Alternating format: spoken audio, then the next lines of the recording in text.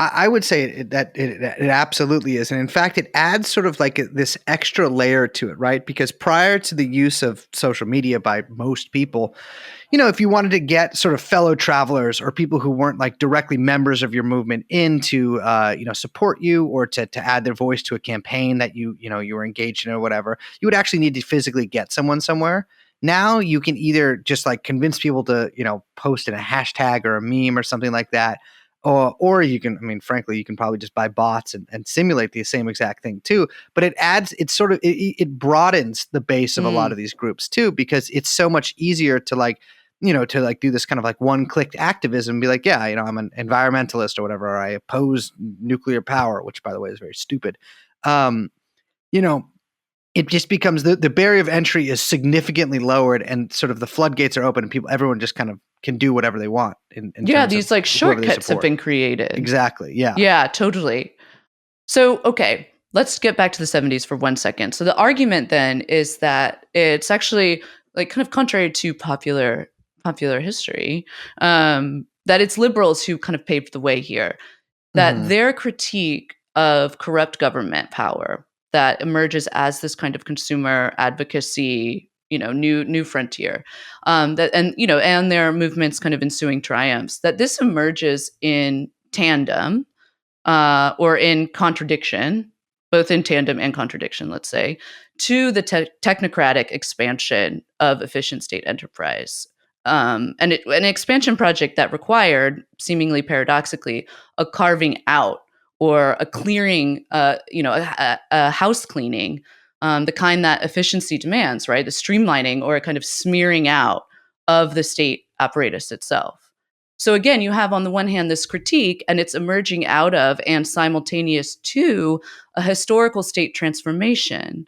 And so it follows that then developing out of this critique and out of this movement, that it too would now clear the pathways for its own antagonists, right? And we saw that, too. It's like in tandem, in contradiction, you have the rise of the Reaganites, the moral majorities, the expansion and domination of the conservative movement's own existing civil society organizations, and the kind of, the vastness of that enterprise. Yeah. I mean, this is the dialectic in motion, right? It is, yes. And so that's exactly what I'm trying to describe here, is that the transformation of politics into what is like a quilt of issue-based advocacy groups competing for influence, and influence that is dominated in dollars and powers, in what we now call clout, whatever. And all of this kind of happening in a competitive arena, what is essentially a marketplace. So you flash forward to today and you've got BLM, or you've got, you said the Sierra Club, Planned Parenthood, Time's Up, GLAAD, whatever. I'm just naming. There's so fucking many. You know what I mean? You're naming any organization that has over $500 million in its bank account. Yeah, I mean, and it goes all the way down, right? Like they're all competing for political influence, money, power, and they're all staffed up with their own political entrepreneurs. And all of this is sort of happening within this political issue market.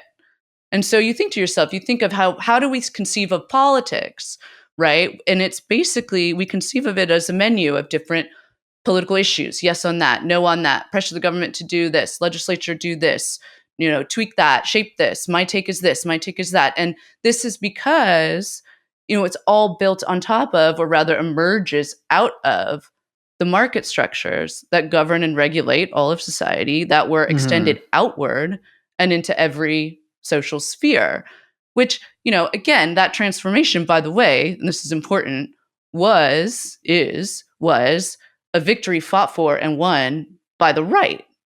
Yeah. And so you see there's a little dance happening here, right? I think, look, maybe a way to look at this is imagine a seesaw, right? Yeah, I've been doing that the whole time you've been talking, actually. Yeah, you can maybe imagine where I'm going with this, right? But so you have, for those who don't know what I'm talking about, you have two. Let me see if I can describe. For those seesaw. Babies who are too young to have who are just fucking little babies, whose parents won't even let them go to the playground yet, who are just stuck in their crib all day like losers, listen to podcasts on one AirPod because they have to share the other one with their twin. Oh my God. Shout out to our baby listeners. Shout out to shout out to all male twins out there. Okay, so Seesaw, you You got a have hard two. life ahead of you. Jeffrey Epstein. Jeffrey Epstein.